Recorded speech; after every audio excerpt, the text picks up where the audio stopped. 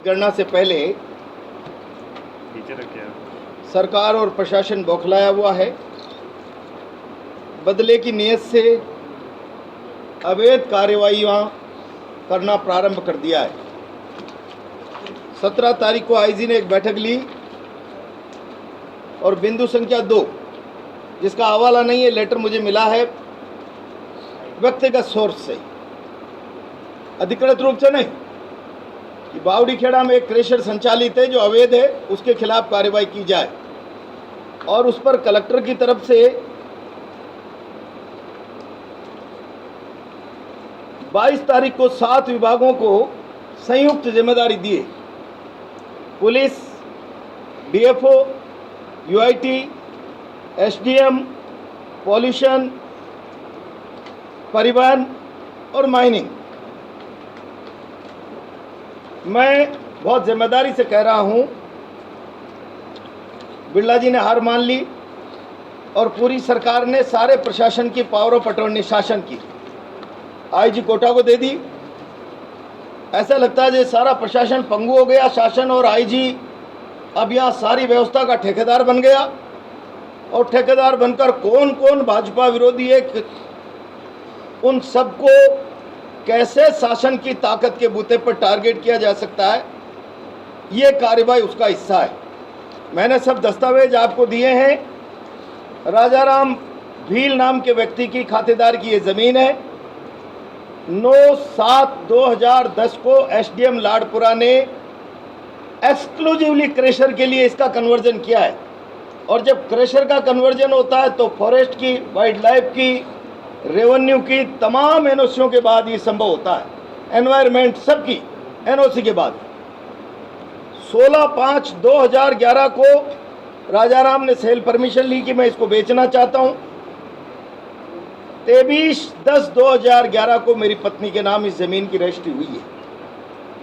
Conversion होने के बाद के भी 1.25 साल बाद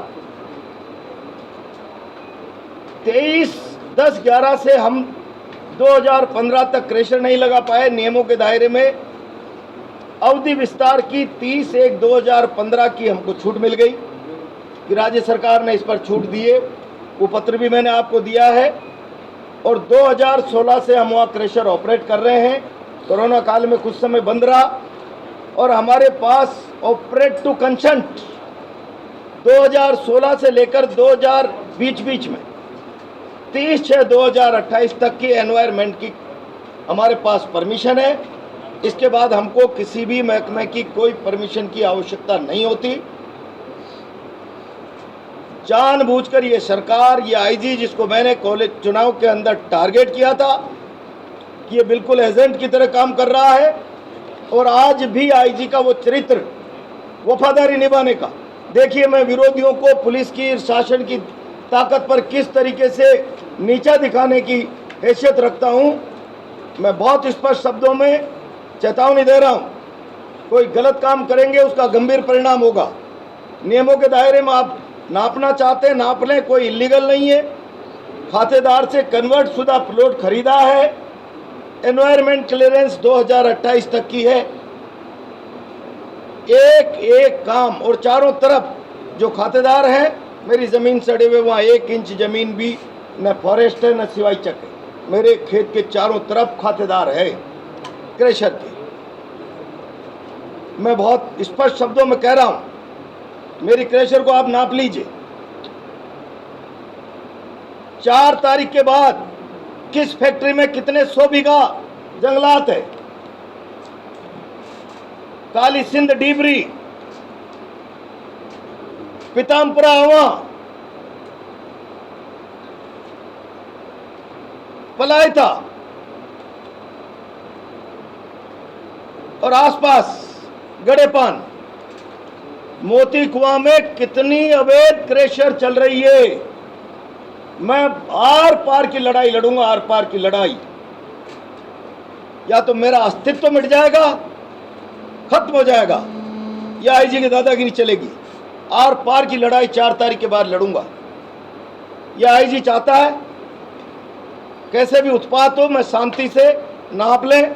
मेरी विनम्र प्रार्थना, आप सब लोग वहाँ रहे, 1 इंच जमीन मेरी अवैध नहीं है। 1 इंच जमीन, 1 इंच जैसी जमीन मैंने खातेदार से खरीदी है उसी पर मैंने स्ट्रक्चर बनाया, पक्का रैंप वगैरह सारा सब कुछ। 1 इंच आगे पीछे नहीं किया। जो कच्ची बाउंड्री थी खातेदार की उसी में उसी ने कन्वर्जन करा के मेरे नाम रजिस्ट्री कराई है। 4 तारीख के बाद प्रशासन को एक एक कार्रवाई पारदर्शिता से और लोगों के खिलाफ करनी पड़ेगी। इसके लिए मजबूर कर दूंगा सारी कांग्रेस पार्टी और हम सब लोग मिलकर इस आईजी के खिलाफ पूरी ताकत से 4 तारीख के बाद आर पार का संघर्ष करेंगे, चाहे परिणाम कुछ भी हो। आईजी चाहता है कि हम पहले उत्तेजित हो जाएं, मुकदमे लग जाए, गिरफ्तारी हो जाए और मतगणना में इन लोगों को धांधली करने का मौका मिल जावे। मैं बहुत स्पष्ट शब्दों में कह रहा हूँ, मतगणना के बारे में बाद में बात करूँगा। आज केवल इतना कह रहा हूँ, मैंने एक एक कागज़ आपको दिया है क्रमशः, एक एक कागज़, इसको जांचें। कल रात को इन्होंने बारिश के लिए कुछ यार्ड, डंपिंग यार्ड बाहर खुले में पत्थर डाल देते हैं स्टॉक के लिए, वहाँ जाकर इस सरकारी ज़मीन पे आपने पत्थर डाल दिया, खुली ज़मीन पे डाल दिया। एक जेसीबी को रात के 1-1:30 बजे जाके, एक डंपर को करो, कुछ भी कर सकते हैं। किस बात की FIR दर्ज की? 379 कैसे बनेगी? पत्थर तो मेरा है।